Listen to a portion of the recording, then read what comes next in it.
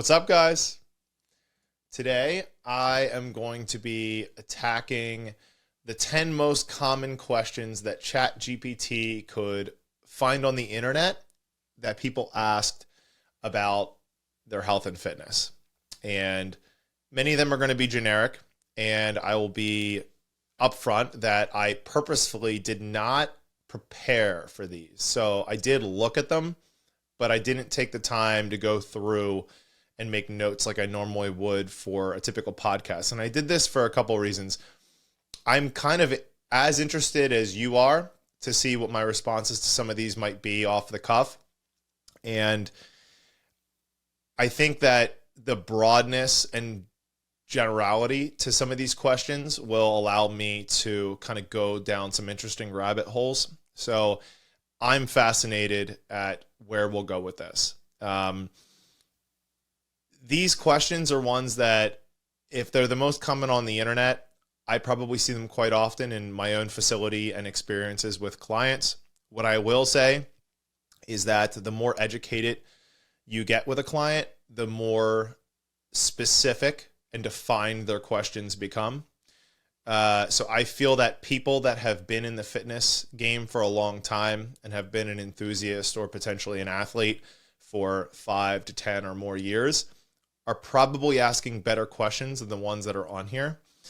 So I will do my best to not just provide generic answers, but go a little bit deeper into my reasoning behind some of my answers. All right, we're going to dive right in. There's no need to keep you here longer than we need. All right, so the first question, ChatGPT said, after browsing the internet, here are the 10 most common questions about fitness. Number 1, how often should I exercise? My first instinct here is to tell people that anything off of baseline is a positive. And this is probably going to come up a number of times. And what I mean by that is we'll get into frequency and what might be optimal in the long term, depending on variables like your age, training age, meaning how long you've been working out, what your goals are, current life circumstances, and those sort of things. And as I always mention, there is seasonality to life. So there might be times in your life where you're in a position to be able to thrive. Work isn't being overwhelming.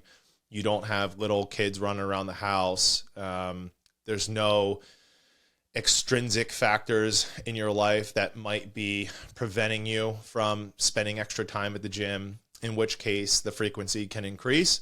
And then there's going to be times where even for a veteran, they have to dial back their time at the gym and start to consolidate and be a bit more focused around the basics with their training in order to maintain through a certain season of their life. So there's always that big asterisk or caveat here.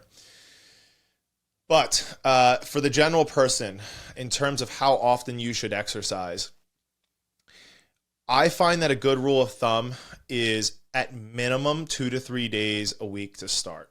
And the reason for this is that the body goes through adaptation and recovery at a rate that 2 to 3 days a week would allow you to recover from your exercise, adapt from it, and then contribute back towards whatever it is that you're trying to accomplish without allowing for this perpetual cycle of train, immense soreness, train, immense soreness. In other words, the body will start to actually adapt to being under some sort of stimulus inside of a gym by working out at least 2 to 3 times a week. So in the past, we have had clients that have started with us and they start out at one time a week. And it's not just a matter of the results not coming nearly as quickly. And in some cases, not at all, depending on what it is you're doing during that one session and then what they're doing in the 6 other days that they're not there.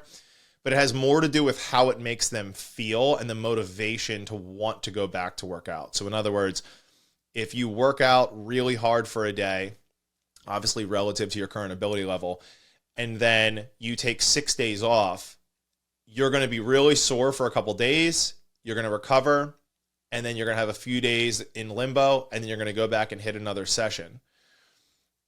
And it's not to say that you can't, it's impossible to see progress this way. You absolutely could do some really, really intensive strength work and recover for an entire week and see some progress. But more times than not, the individual that's trying to work out 1 time a week is coming off of working out 0 times a week and is likely doing this because of some other lifestyle factors going on and constraints that are preventing them from doing more days at that given moment. So I feel like the best thing that you could do in that case, or what I would do for a client, is start to find workarounds of ways that they could sneak in workouts throughout the week. So maybe they do only get 1 hour session per week, but we could find 2 or 3 other days where they might be able to sneak in 20 minutes or 30 minutes or 45 minutes as a way to start to help build this adaptation so that this person's not in this cyclical experience of, I work out, it's miserable because I'm not used to it. I'm sore for multiple days. I recover, and then I go back into it and I'm miserable all over again. So I find that you start getting into that realm of 2 to 3 days. That's where you start to feel the momentum building as far as your comfort levels with your training. Now, it can always go in excess to that. And I would say that for most fitness enthusiasts, it probably does. And we can talk about, I know there's going to be other questions that get into the what and the how, and we can talk about the split between cardio and strength and those sort of things. But just in terms of the amount of sessions that you're doing, I would recommend at least 2 to 3. At least 2 to 3. What time of day is best to work out? This is question number 2.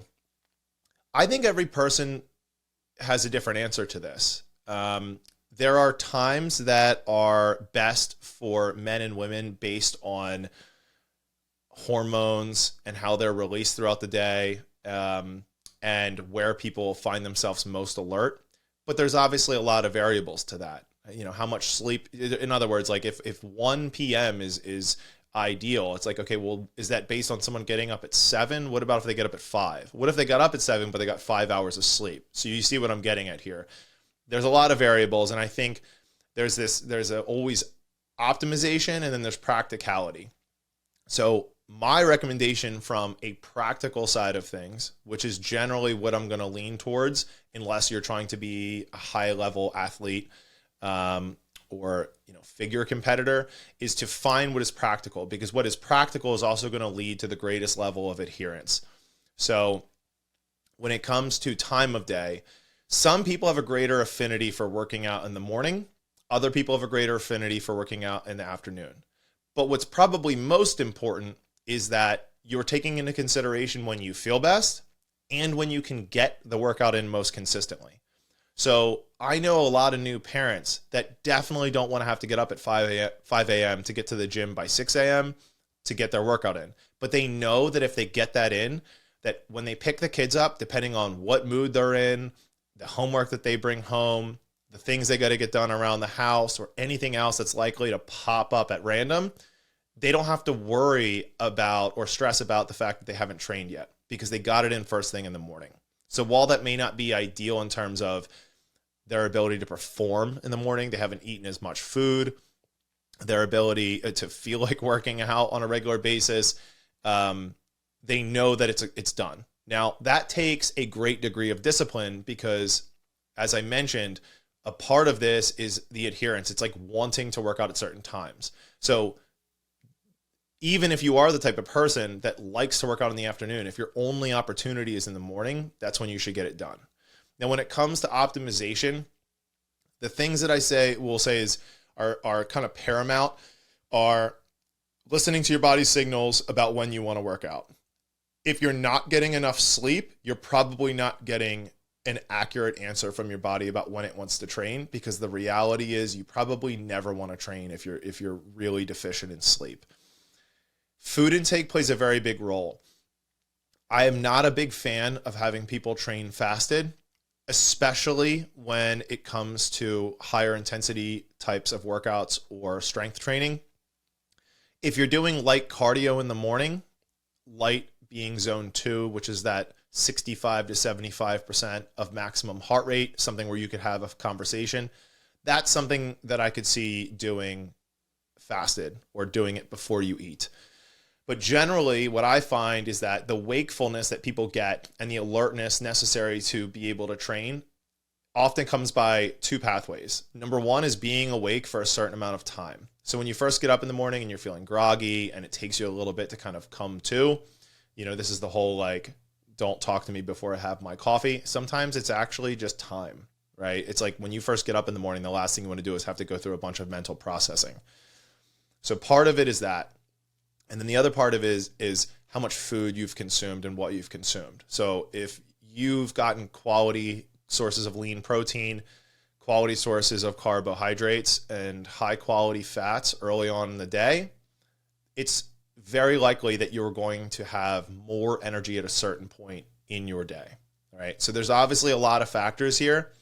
But if I had to wrap this all up, I would say find the time of day that is ideal for you to train based on how you feel, and find a time in the day that you can train that fits your current lifestyle that you can adhere to. Those two things are not always going to be in alignment, but when they are, it's awesome. When it's not, it's going to require discipline, and that's where finding the right group of people to hang around is really going to be able to be the support system that you need. Numero tres, number 3. How long should my workouts be? I think this is entirely contextual as to what it is your goals are and what it is that you're trying to accomplish and the types of exercises that you're doing. My general rule of thumb is you're going to want to do somewhere in the ballpark of 2 to 3 hours of strength training per week. All right.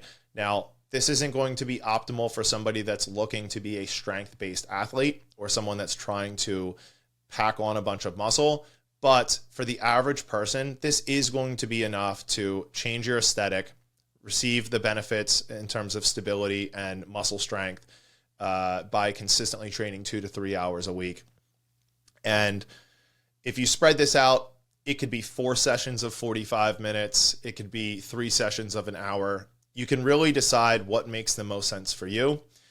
There's a lot of debate that is to be had about the benefit of frequency, meaning how many times a week you're training in comparison to sets and reps, and whether it's best to divide those higher intense days or make them more compact and try to fit more into one. Generally speaking, if you're someone that is just getting started to training, I would recommend that you increase frequency and decrease the total volume that you're doing in a given session. Most people peak out at about an hour in terms of things like energy and testosterone. So it's not to say that you won't receive benefits beyond an hour. It's just that they will start to become diminishing for the average person. Now, it doesn't mean that this is true for everyone. As you become more athletic and as your body adapts to exercise, you can absolutely create adaptation that will allow you to train at higher intensities beyond an hour. But again, this is not something that's going to happen immediately. It might take a couple years. So in terms of how long your workouts should be, I would say they shouldn't necessarily be any shorter than 20 or 30 minutes if you're trying to do something that involves higher intensity strength, just because of the amount of time it's going to take you to warm up. If you're doing something that's more circuit based, higher rep, body weight, lighter weights, and those sort of things, you can get away with shorter time durations because it's not going to require the same degree of a warm up, and you can actually just kind of warm up as you build into your sets. Number 4, do I need to warm up before my workouts? The answer is 1000% yes. Now, as I mentioned as part of the last question, it's going to be highly dependent on what it is that you're doing. Generally speaking, I always say that the higher intensity of the training, be that by the way of super hard, intense cardiovascular output where you're getting closer to your maximum heart rate, speed, meaning you're going to be working at higher velocities, sprints, or we'll say like aggressive rowing intervals, high intensity interval training, and those sort of things, or intensity in the strength realm where we're starting to talk about getting closer to your 1 rep max in terms of intensity, or operating above 75% or more of your maximum capacity in that given area. So let's say you're doing back squats. If you're going to be doing squats above that 75 to 80% range, you're talking about a greater need for a warm-up. And the reason for this is that you're warming up a few things. You're conditioning your body in order to be able to prepare for exercise by the way of preparing your connective tissue and your ligaments and tendons, as well as warming up your muscles. But probably even more importantly than that is that you are waking up what's called your central nervous system, which, without getting too deep into the weeds, your central nervous system is what communicates with your muscles in order to be able to recruit muscle fibers to be able to produce force. And the higher intensity that you intend on operating at, the more that you need to ramp up to that. So for instance, if you're just doing something that's lower intensity, you can warm up with like a light bike and then jump right into it. You can't go from a light bike to 85% of your back squat. So it's going to take more of a concerted effort to get to that level. Now, in terms of my recommendations for a warm-up, if I would need it to structure it for an average client, generally what I recommend is spending somewhere around 5 to 10 minutes on any machine just to kind of get the blood flowing, get your mindset in the right place. I do find that we call them kind of hot starts in our gym, but getting yourself where the blood's pumping, your heart rate's up, and you're sweating a little bit is a really good way to kind of initiate yourself into the workout. If not just for the physical benefit, there's the mental benefit as well. In other words, if you don't warm up properly for a workout and you're not sweating, I find that it's harder to kind of mentally connect to what it is that you're doing, and you lose a bit of focus because there's always this little bit of you that's like, I really don't feel like doing this.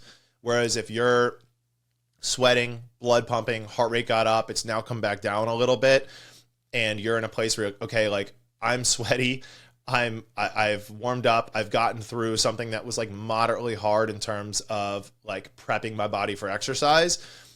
It's much easier to buy into what it is that you're about to do and get focused on the task at hand.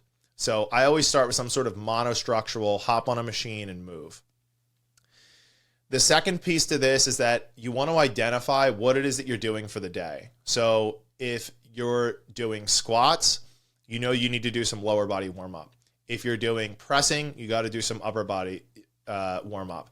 If you're doing some whole body type of exercises for the day, you're going to want to do a whole body warm up. So you need to identify from a specificity standpoint what it is that you're looking to do for the day.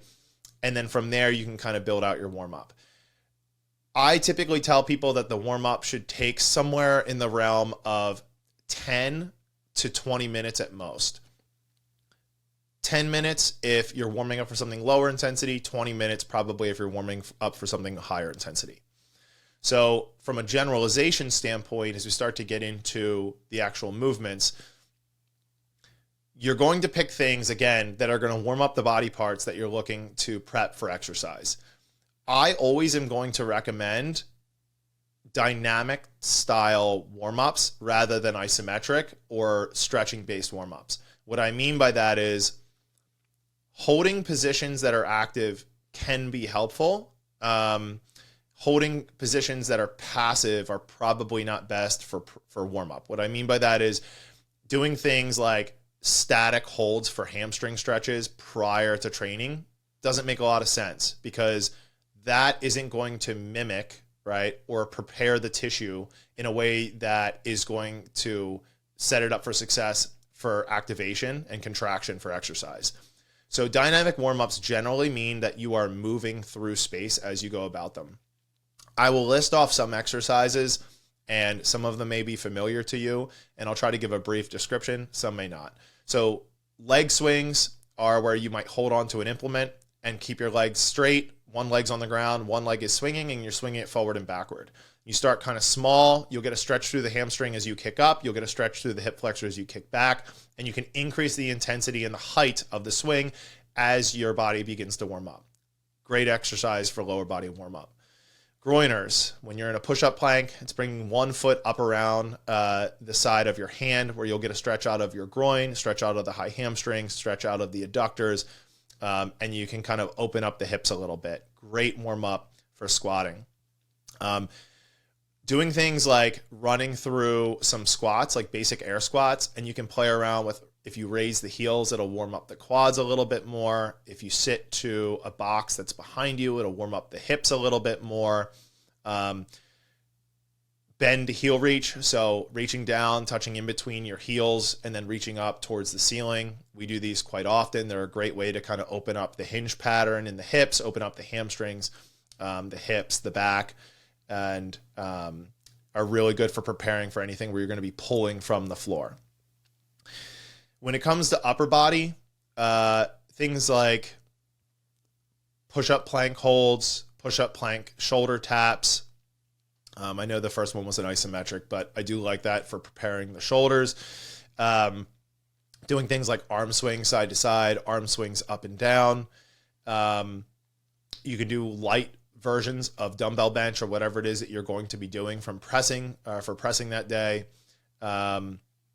Elbow circles, wrist circles, again, things that are dynamic in nature and warm the tissue up by the way of moving.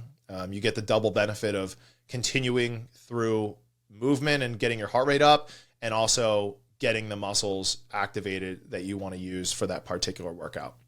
Now, in extension to this, if you have anything that is a known problem for you. So for instance, if you are somebody that has tight calves and you're going to be squatting, that's where it can make sense to try to hold positions that lengthen that tissue. Now, generally, I want to coincide that with something that's active.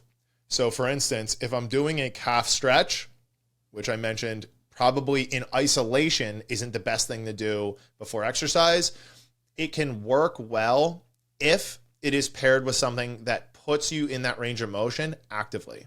So a good example of this would be doing a calf stretch and then mixing it with a calf raise, like a deep calf raise. If you're, let's say you put your toes on a thick 45 plate or a box or a slant board if you have one, and taking yourself through full range in addition to stretching that tissue.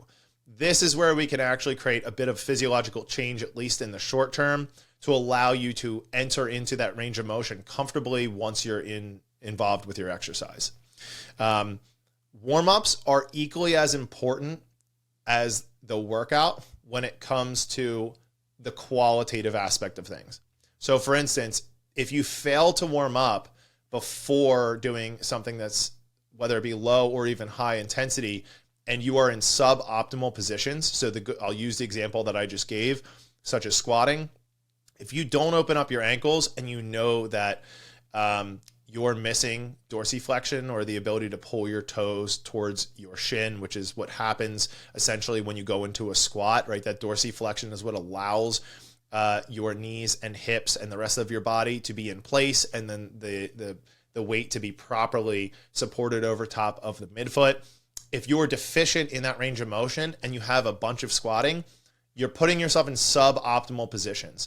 And generally what this does is, over time, you're asking your joints and muscles to perform functions that they are not designed to perform. So you get a lot of compensation imbalances and those sort of things. And this is where you can finish a workout and you're like, oh, I had a bunch of squats and my knee is pissed off. It doesn't feel good.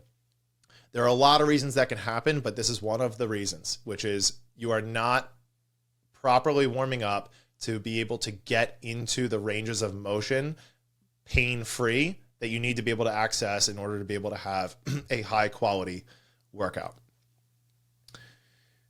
Cool. I think I crushed that one. You guys can tell me. How much cardio should I be doing? Okay, so cardio is on a continuum, right, or a spectrum. So you have, we'll say there's 5 zones. There is a such thing as zone 6, zone 7, but it's not necessary for this conversation. So zone 1 through 5 are basically a way to demonstrate or to break up the increase in heart rate and respiratory rate as you progress into your cardiovascular zones. So for instance, zone 1 is how I am right now. There is nothing stimulus-wise that is causing me to elevate my heart rate, increase respiratory rate. I can have full conversations. I'm not sweating, even though it was very easy to do so earlier. It's like 95 degrees outside. But even in that case, I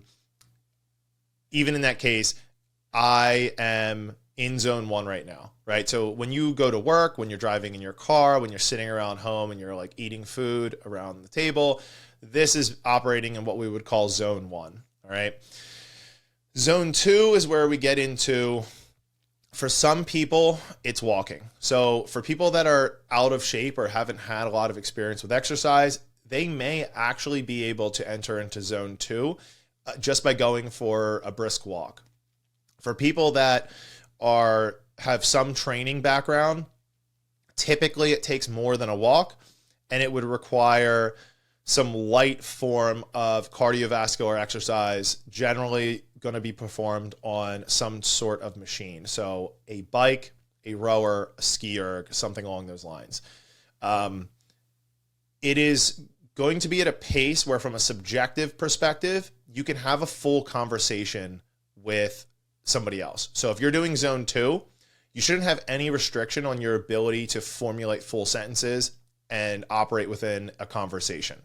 Now, it doesn't mean that this is something that you just desire to do. So in other words, being in zone 2 and the ability to talk does not mean that you want to talk. So you might feel like, okay, this is kind of annoying. I don't feel like talking right now, but I have the capacity to do it. That is a good indicator, subjectively speaking, of zone 2. Now, from a heart rate perspective, people that are more in shape are going to be able to exist within zone 2 at a higher heart rate, and people that are a little more out of shape are going to exist with in that zone 2 with their heart rate at a lower rate, because it has to do with lactic acid, and we're not going to get into lactate. We're not going to get into all of that right now, but the best thing that you can do if you're not going to wear a heart rate monitor is to go by the subjective feeling if you're able to talk. If you do have a heart rate monitor, for most people, it's going to fall into the 65 to 75% range. 65 to 75%. When it comes to how often or how much you should be doing of zone 2, for the purposes of longevity, cardiovascular health, cognitive health, right? There's a lot of benefits to it. You're going to want to aim for somewhere between 150 and 300 minutes a week. Now, obviously, when we look back at how often I recommend someone trains, someone that's just working out or just starting out with their training isn't going to just completely do zone 2 for all of their training. Are there benefits? Sure. Do I think that those benefits outweigh the benefits of them reducing the zone 2 output to incorporate things like strength training? Absolutely not. You're going to want both. So luckily for that individual, they may be able to get to zone 2 by the way of walking. So if they're doing strength training as part of those 2 to 3 or 4 sessions a week of 30, let's say 20 to 60 minutes, and then they want to start to incorporate more cardiovascular fitness, they can incorporate it via walking. If they surpass that, where the walking can't get them into that proper range, that's where they would need to do some form of monostructural cardiovascular fitness to kind of elevate their heart rate enough to be able to enter into zone 2. Ideally, again, 150 minutes to 300 minutes a week. Now, one of the things I will say is a struggle point for many people in this area is that zone 2 cardio tends to be on the boring side. So I will tell you ways that I find, ways that I've found to make it less boring and more manageable. The first is don't operate on one piece of machinery. Now, if you love rowing, right, or you love biking, sure, you can just stick with a single modality throughout the entire, let's say, 45-minute session. But for many people, this is just too boring. So what I would recommend doing is just setting up a circuit of machines. Now, the thing you have to be careful with is the amount of downtime between machines, because you don't want to go below that zone 2. But also this tendency to sprint. So I sometimes find, and even this is even true in myself, that if I'm going from one machine to the next, because they generally are going to tax muscle groups or regions of muscle groups differently, that I feel fresh. So for instance, if I'm sitting on a rower and I'm doing 45 minutes, something that allows me to stay in zone 2 is the fact that I'm using the same muscle groups over and over again. So it becomes harder to want to sprint past that, right, and find myself in zone 3, zone 4, because the same muscle groups are starting to get fatigued as I go. Now, the fatigue onset should be very slow. If you ever are, this is another indicator that you're in zone 2. If you're ever doing zone 2 work and you feel like the limiting factor is your musculature, right, where you're getting like this like local burning effect, or just overly fatiguing to the point where you can't hold that pace anymore, you're not in zone 2. You've elevated past that.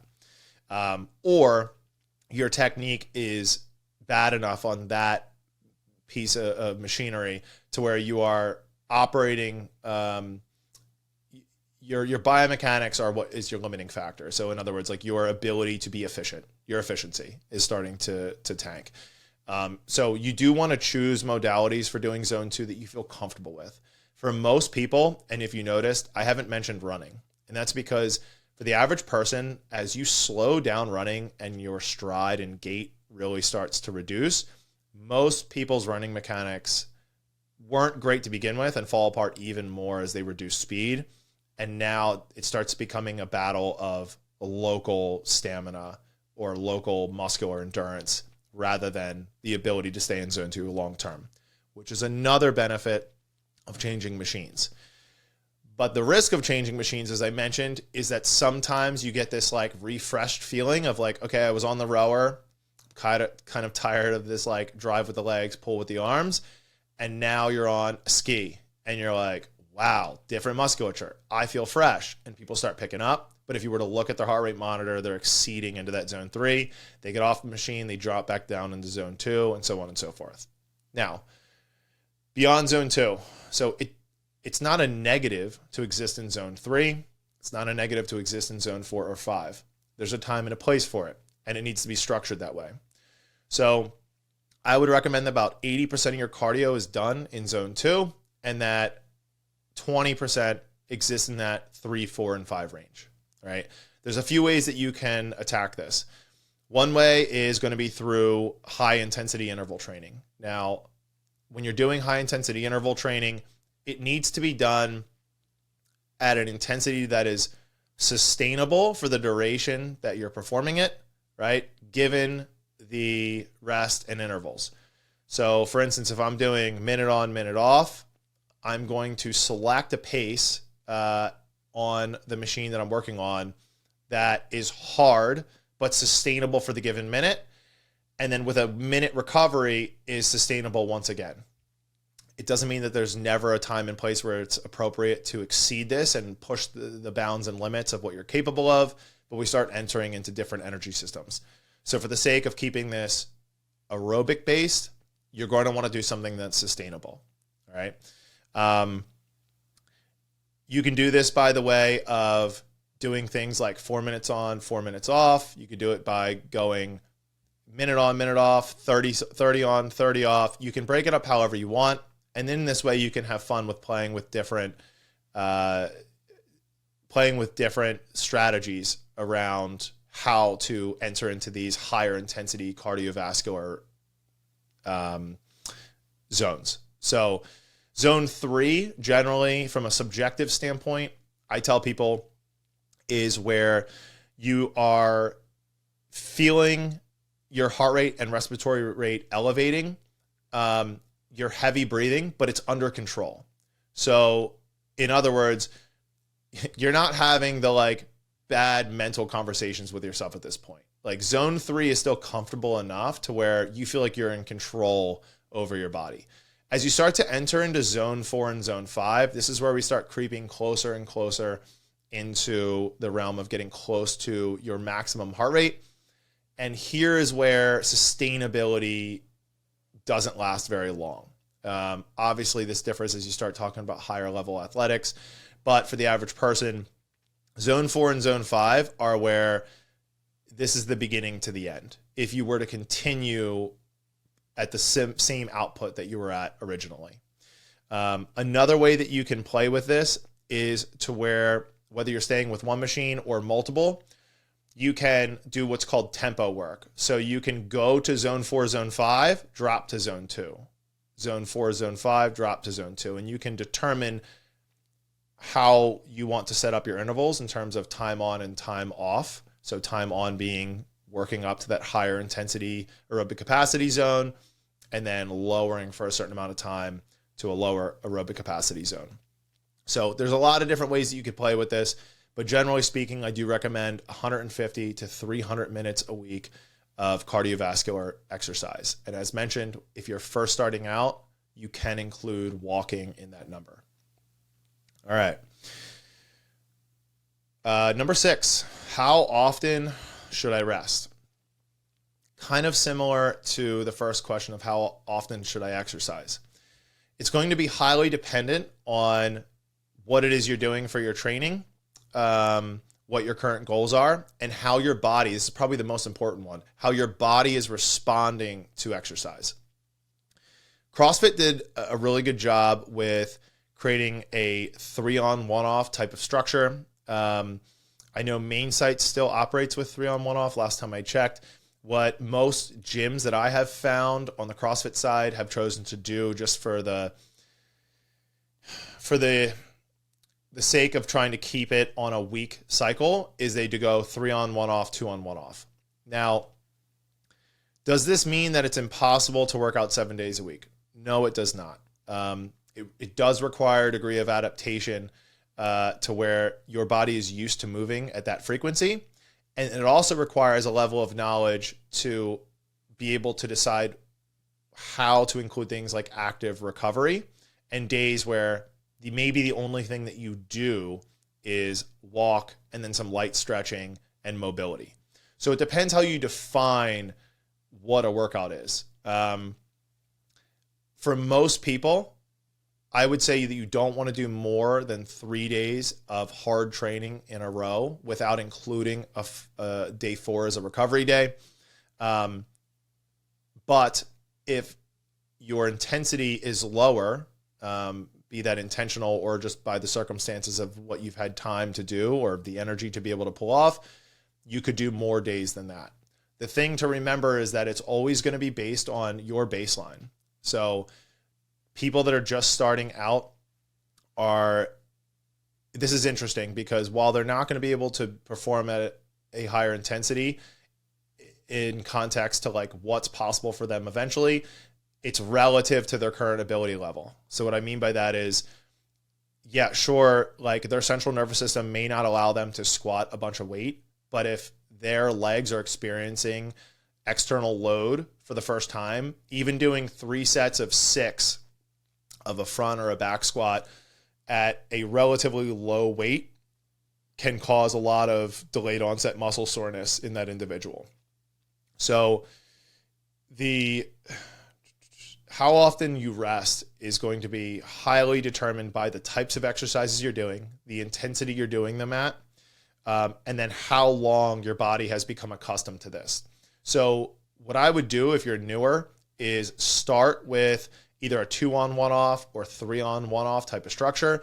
You can also go 1-on, 1-off as well, right? So in other words, if you don't care so much as to what days you train and what days you don't, you can go train, don't train, don't train. That's totally fine too, because from a percentage standpoint, you're still working out, it would average out to 3.5 days a week, which again, kind of fits our target that we mentioned earlier. The biggest thing is that you're listening to your body. And this is something that I feel like it's an interesting conversation because when people are newer, the signals that they're getting are constantly like, I'm sore, there's no way I'm going to be able to work out, which as people get more involved in training, they start to learn working out in the presence of soreness actually makes it better more often than not. The question is, what types of exercise should you be doing depending on how sore you are? So you want to be careful not to stack too many like days, meaning you don't want to have heavy squats, heavy squats, heavy squats, rest. But if you were to be able to do some sort of split where you have heavier squats Monday, some sort of heavier press Tuesday, rest Wednesday, doing some sort of like lower intensity, lighter weight, lower body exercise on Thursday, and then lighter weight, lower intensity, higher rep, upper body exercise on Friday. In this way, you're having this varying degree of intensity that you can play with, despite the fact that you're targeting those same muscle groups within the same given week. And then as the body adapts, that intensity and the ability to recover in a shorter time duration will start to improve. So somebody that, like I've had athletes that squat 6 days a week, but it's something that they had to build into. And in some of those cases, it took them years to get to that point. And then we just modulate or vary the intensity of those squat days. So much of this is going to be based on your body's ability to recover and adapt to the stimulus and exercise that you were exposed to. And a coach will go a long way in helping you out with this. I know there was a lot to unpack there, but hopefully I did okay. Should I stretch before or after my workout? So again, defining of words here is going to be important. If we're talking about static stretching, as I mentioned, I'm not a fan of static stretching ever when the muscles are completely cold. So in other words, if you haven't warmed up at all and you're just holding these positions, I don't typically recommend that. And the reason being is that stretching and, more importantly, increasing range of motion within a given joint or within a muscle is going to be accomplished by the way of creating a trusting relationship between your musculature and your central nervous system. And what I mean by that is your body's constantly protecting you from injury. So if you think about it, when people tear a muscle, it's often because the muscle was stretched too quickly and too aggressively into a range that it was not prepared to go to. So when you're cold and you're going through static stretching routines, there's a high likelihood that your body is going to have an equal and opposite reaction to the stretching, which is often why if you guys have knee pain, back pain, shoulder pain, what have you, and then you're like, you know what, I'm going to stretch to make this feel better. And you wake up in the morning, your body's completely cold, and you go through a stretching routine, and afterwards you're like, oh, I feel better. And then what happens by like midday later on in the day, it feels worse. And you're like, I don't understand. Like I keep stretching and this is not getting any better. And this is why I don't like recommending stretching when your musculature is cold.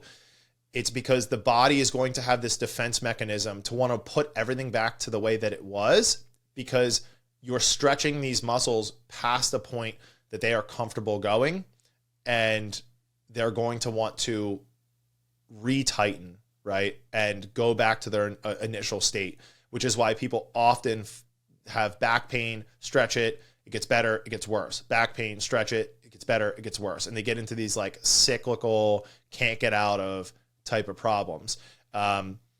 So in terms of stretching beforehand, if you are going to stretch before exercise, make sure you did some form of monostructural kind of like general aesthetics, or like just getting the body, like aesthetics, like getting the body moving, right? And then calisthenics, I don't know why that word was escaping me.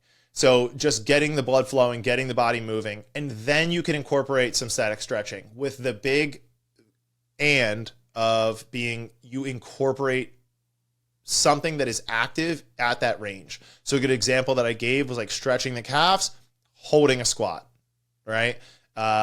Stretching the hamstrings, holding a good morning position, or doing Romanian deadlifts with light dumbbells, or something that puts that tissue through range actively. After workouts, there's a lot of debate about this, and it's something that I have gone back and forth on for quite some time. If your body is very warm, you just got done training, I do think that there is a benefit long term in incorporating some form of stretching, especially in areas that you know that you happen to feel tight. Now, there's a lot to be said about what feeling tight actually means. A lot of times it means that you are weak in a particular area. But if you do feel that way, incorporating some sort of low intensity, long duration stretch may not be a bad idea. Now, the same is true for the cool down as it is for the warm up, in that the more active a stretch is, in other words, if you are holding a position that requires other musculature in your body to facilitate it. A good example of this would be like holding a deep lunge. You're very active. You might be getting a stretch out of your hip flexor, but it's not a passive stretch. Your knee's not on the ground and you're not just like leaning forward and leaning your back and having this like really, extreme stretch out of the hip flexor. You're holding this position by the way of putting your body into these kind of like isometric holding positions where it just so happens to be stretching a particular muscle or muscle group. I find that people get the greatest benefit out of doing that or coinciding that with passive stretching. And again, the reason is because you're creating a trusting relationship with your body that you can hold that end range under tension and not get hurt. Because that's what your body wants to know, right? When you feel tight or when something feels like when you're lacking mobility in a certain joint, that's what needs to happen in order for your body long-term to be able to access that range under load. So a good kind of like, for instance here is if you stretch out your quads all the time, and then when you go to squatting, you squat to parallel, you're not putting that tissue that you just stretched through its full range. So the likelihood that your body's gonna make physiological change long-term to that tissue is slim, which is why the pairing of these two things becomes paramount. All right. What's the biggest mistake people make at the gym? I think it falls into two buckets. I think the first one is that a lot of people don't know what they're doing. So this is the difference, the key difference between working out and training. Working out is you going to the gym and just like doing whatever you feel like, or what you saw on the internet that day, or what some friend sent you, or what you saw in a magazine if you were in the 90s. Training is creating a plan. It's understanding what exercises I'm doing, why I'm doing them, and how they're going to progress over time, right? And then when to know to introduce new exercises. One of the biggest mistakes people make is not knowing what it is that they're going to do, and therefore not being able to be definitive in what success looks like. So if you have a training plan, you can define through measurables, right? Whether it be strength, cardiovascular output, or some sort of performance metric. I want to run a mile in under 8 minutes. I want to squat 200 pounds. I want to be able to do 50 sit-ups in a row without stopping. Whatever it is, training is what allows you to have those performance-based markers at the end of the road to try to achieve, right? And this is how you can work on progressing towards something that you actually want, rather than just kind of aimlessly moving around in the gym and then getting frustrated when it doesn't work out. And then to kind of piggyback onto that, the second piece is that people generally overestimate what they're going to do in 30 to 60 days and underestimate what they can do in a year. And the same would be true if you extend that time horizon. Most people overestimate what they can do in a year and underestimate what they can do in 5, and so on and so forth. It keeps going, right? So when it comes to progress in the gym, you're going to feel, I don't want to get into this too much because it's going to be another question, but whatever. So the second mistake is going to be not having a plan and expecting too much too soon, right? Those are going to be the biggest ones. Now, this is a great segue into the next question, which is why I didn't want to go too far into that, which is how long should it take to see the results from working out? The first thing you're going to notice is going to be subjective change, right? You're going to have less tension in terms of the motivation to want to go to the gym. Now, it's not to say that this doesn't, ebb and flow throughout time, but generally speaking, especially when you first start out, getting to the gym, there's a lot of tension, right? It's awkward. Everything that you're being introduced to is new and novel to you. Your soreness is going to be higher than usual. You're probably going to deal with a little more hiccups than you typically will once you've kind of like gotten into a groove. And what I mean by hiccups is, oh, I have this like weird thing in my foot now, or my shoulder's feeling a little bit off, right? New range of motion can often be uncomfortable range of motion. And when a gym makes you do things that you haven't done in a long time, there's going to be a level of discomfort that comes about. So getting over that hurdle sometimes can mentally be frustrating and tough, which is why the guidance of a coach is really, really important. A, to make sure that you don't overdo anything and have those small things turn to big things, and so that they can kind of help bridge the gap and be there to kind of keep you motivated and driven to want to keep going, and circumvent some of the problems that are going to come up. Now, once you kind of get through that, you're going to experience things like better energy, better sleep, better fullness and hunger cues. I cannot tell you how many people that started the gym are like, all of a sudden, like, I want to start eating vegetables. And I'm like, right, because your body is now screaming at you that it needs the micronutrients from some of these options that before you would have turned away.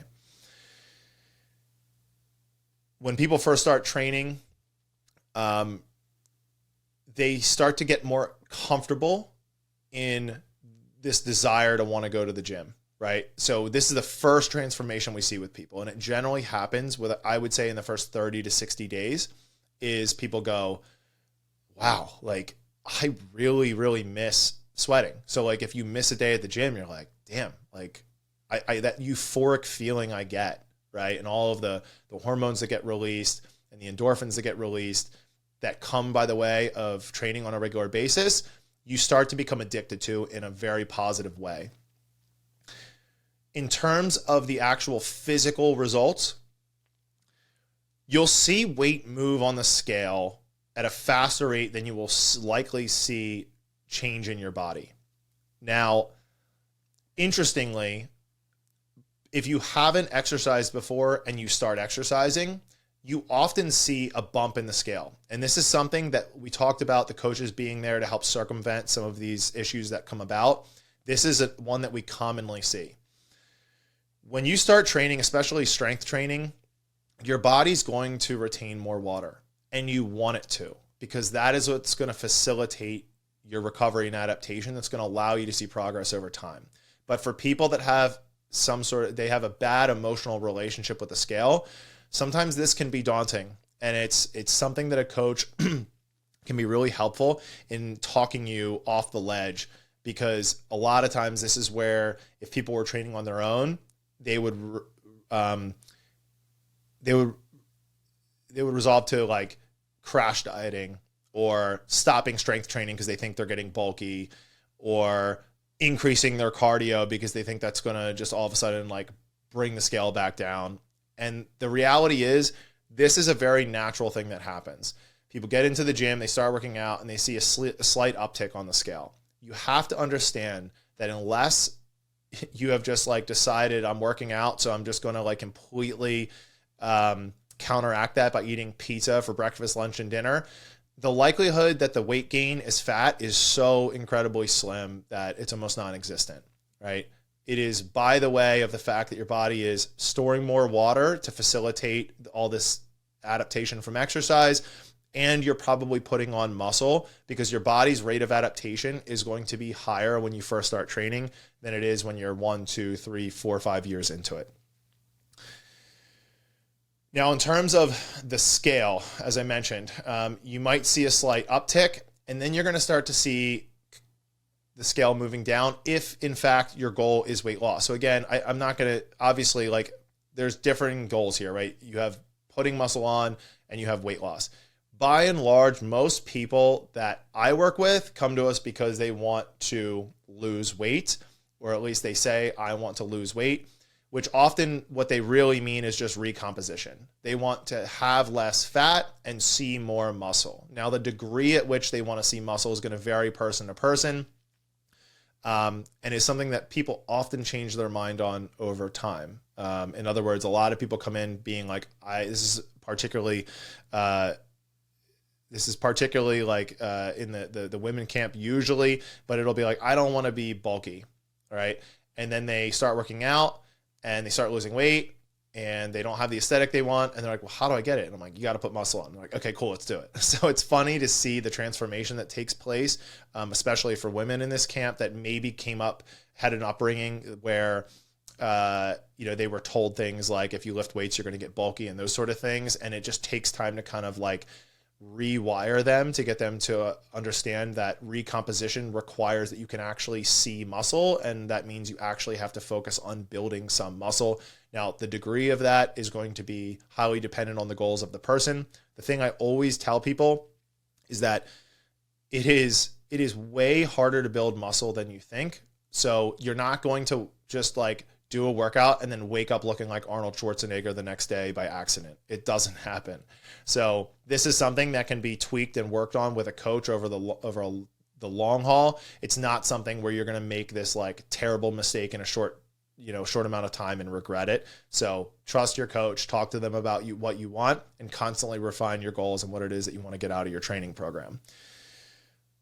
So the scale starts to move. Now, if that's up because you're trying to gain muscle, or that's down because you're trying to lose fat, my general rule is that you're looking at, like, with losing fat, 0.5 pound to 1 pound of body weight per week. Anything in addition to that, unless you're coming from a place where you're severely obese, is going to start chopping away at some of this hard-earned muscle that you're putting in. So you're not just losing fat, you're losing muscle. Now, when you lose weight, you are losing some muscle, but you can reduce the amount you're losing by ensuring that your protein intake is high enough and that you're maintaining strength training on a regular basis. But if the goal is recomposition, which it is for, I would say, 90% of the people that talk to us about weight loss, you're going to want to do it at a rate that allows you to preserve as much muscle mass as possible. Now, oftentimes this can be frustrating for people because we're in this, a lot of people get stuck into a mindset of instant gratification when it comes to the gym, which is why there's so many people that have bounced from one program to the next and not only not seen success, but gained weight in between them. You need to find training partners, a gym, a coach, or a combination thereof that is going to help you commit to sticking with this long term, because that is the only way that you're ever going to achieve the goals that you want and sustain them forever, right? I truly believe that you should only have to find the right coach or the right program once. In other words, once you get into working with the right person, I think you get fit and you just never get unfit. It's when people either don't find a coach or the right coach, or try to do it on their own, or just use whatever fad is out at that time, and then they do it until they're sick of it. They're not seeing the results they want in a short amount of time because they set unrealistic expectations. They get frustrated and they leave, gain weight, and then they find something new.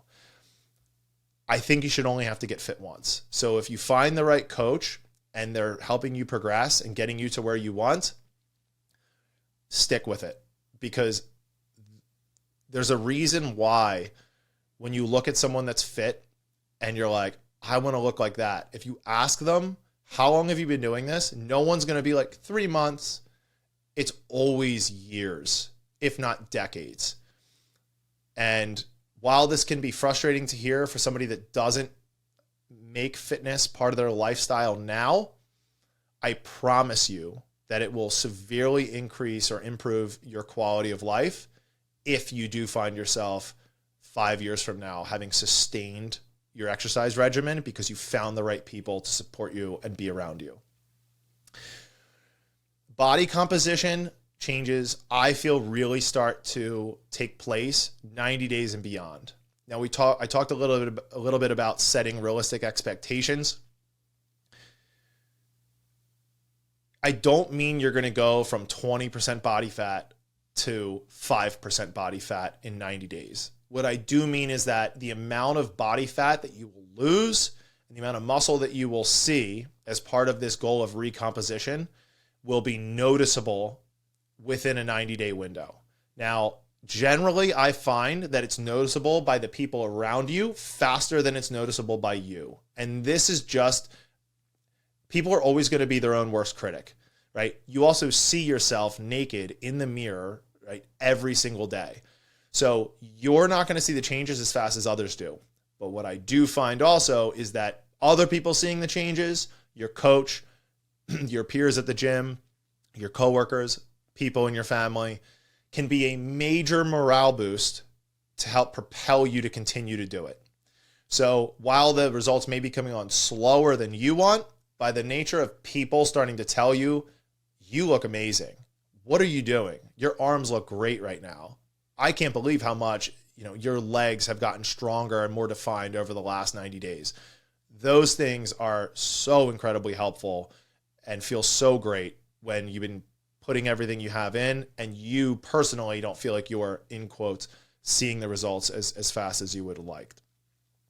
Now, real results happen between years 1 and 5, right? And I know that's a big range, but if you're a year in and you've been consistent, working with the same coach, developing 90-day sprint plans where you're coming up with goals, creating measurements to be able to achieve, breaking past those and continuing.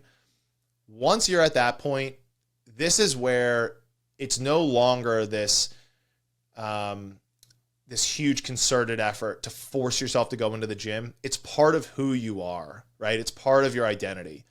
And when that happens, all of the little things generally come with it too. Meaning, when you start to check off wins, you start looking for other boxes to check.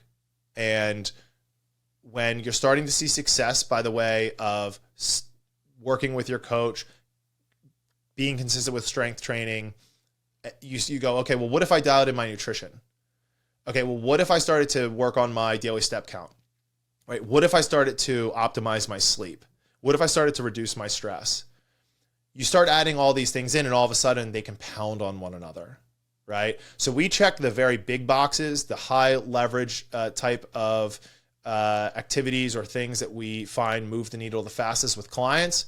And then as we check those boxes, it's like, okay, well, where else can we optimize in your life? And that's why I say like a year plus in, once you're fully acclimated, once this is no longer a huge effort and it's a routine, that's where you really start to see the results compound on themselves. And the best part is, this is also when you stop obsessing about them.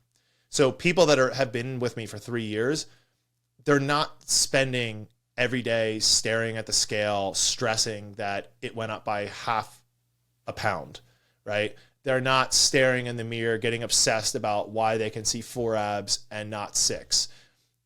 It's because they have answers to these things. So if they want to make change to their fitness, to their nutrition in a way to focus on some very specific goal, they already have developed the base necessary to where I don't have to worry about the big things falling to the wayside. So for instance, at this point, if someone's like, I really want to focus on leaning out to the point I have a 6-pack, I don't have to worry that they're going to just like all of a sudden start sleeping 4 hours a night, right? Or stop coming to the gym because work picked up a little bit.